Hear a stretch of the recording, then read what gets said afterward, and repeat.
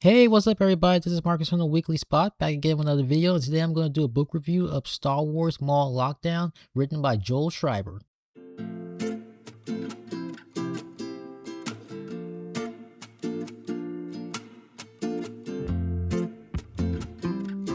Taking place a year before Star Wars Episode 1, The Phantom Menace, it follows a Darth Maul who is sent by his master Darth Sidious to infiltrate Cog High 7, a space prison that houses the galaxy's worst criminals, where convicts face off in gladiatorial combat, while an underworld gambling empire reaps the profits. Maul's mission is to get some kind of nuclear weapon, but for him to get to that, he has to find an arms dealer named Iran Radique who is somewhere in the prison.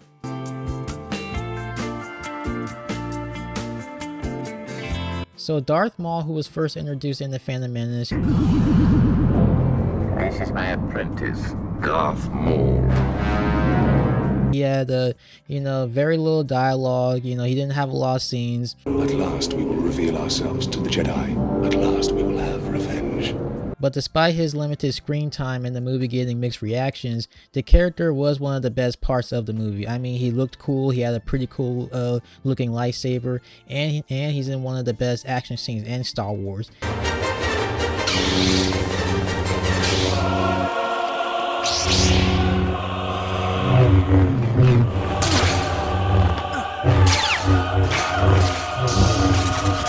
And in the end of the movie, he was killed off.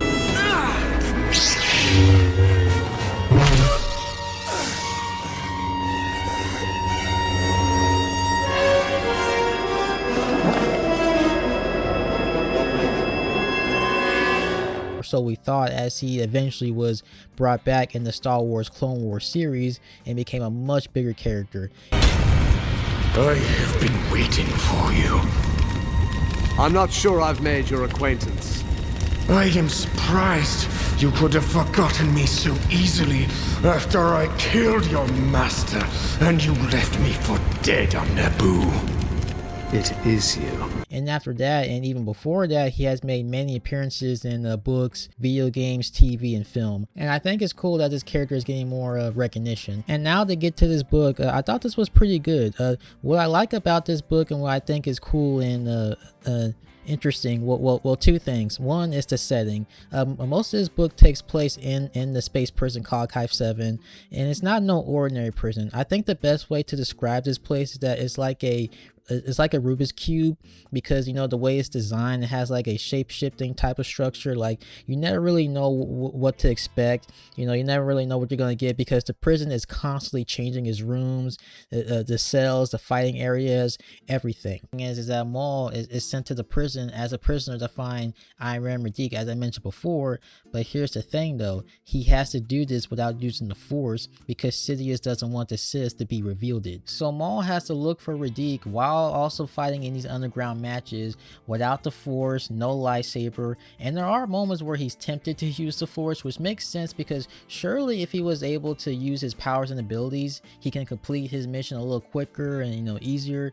But Sidious was very strict to not give away his identity, so Maul has to solely rely on his physical combat skills. And when he's not fighting, he's going around interacting with other prisoners, other criminals, gangs, trying to get information on where Iran Radique is. So I just thought it was an interesting scene that throughout the novel, Maul is given like this massive disadvantage fighting the galaxy's worst criminals, and is forced to take a more quieter and calculating approach, and to adapt his style of fighting, utilizing his raw physicality, agility, and environment to survive. Like, it makes the story more intriguing and compelling. Like, as the story goes on, I'm thinking, is he going to complete his mission? Is he going to be able to keep his identity secret? Is he going to find the guy that he's looking for? Is the guy even real? Is he even in the prison? Because there was a moment in the book where a character's like, yeah, Iran Radique is not real, and what's going to happen to this character and that character? Like, how's this all going to play out in the end? And though this is Darth Maul's story,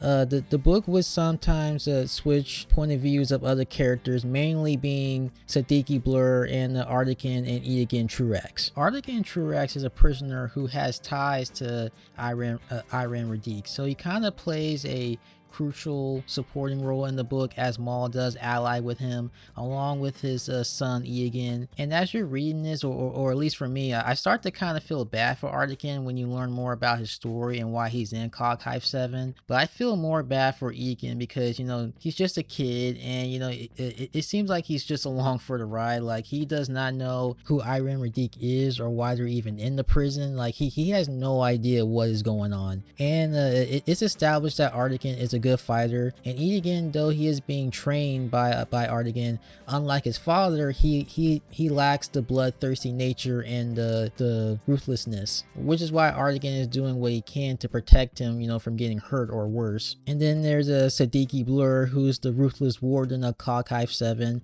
and the primary antagonist of this book. She's shown to be ambitious, calculating, composed, deceitful, and is willing to play dangerous games with the galaxy's most lethal figures to keep her business going. Like, she's a pretty solid antagonist, I would say. And as for the rest of the characters, you got Coil, who's a counterfeiter serving as like a helpful underworld contact, you know, for Maul.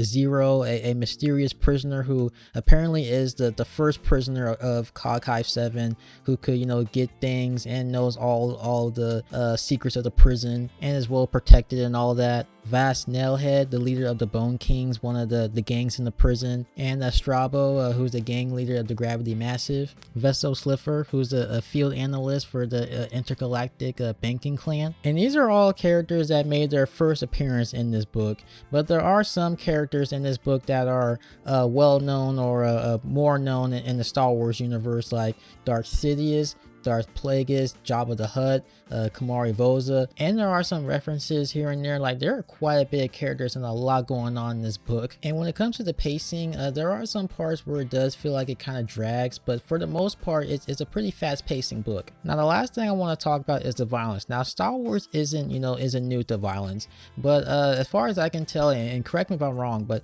they haven't gone, you know, too graphic with the violence. Like, Star Wars has always been, you know, for people of all ages, you know, kids, teens, adults, you know, it's for everybody. This book is a little different because it amps up the violence. It's a little more brutal, a little more gory, a little more bloody. Like, this is pretty much a rated R Star Wars story. And I'm not gonna lie, I'm one of those guys that sometimes wonder, like, what would Star Wars look like if it was rated R? And you know what, I think this is it. And if you ask me, I think it works. Well, at least with something like this, it does.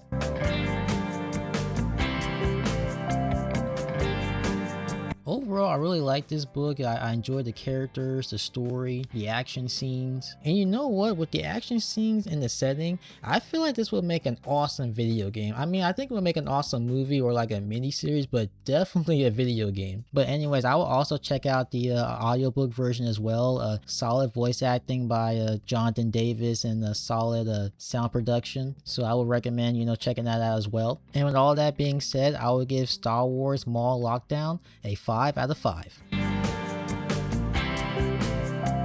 And that is it for this video and my review for Star Wars Maul Lockdown. And let me know what you think. This is Marcus from the Weekly Spot. More content will be coming out soon, but until then, take care everyone.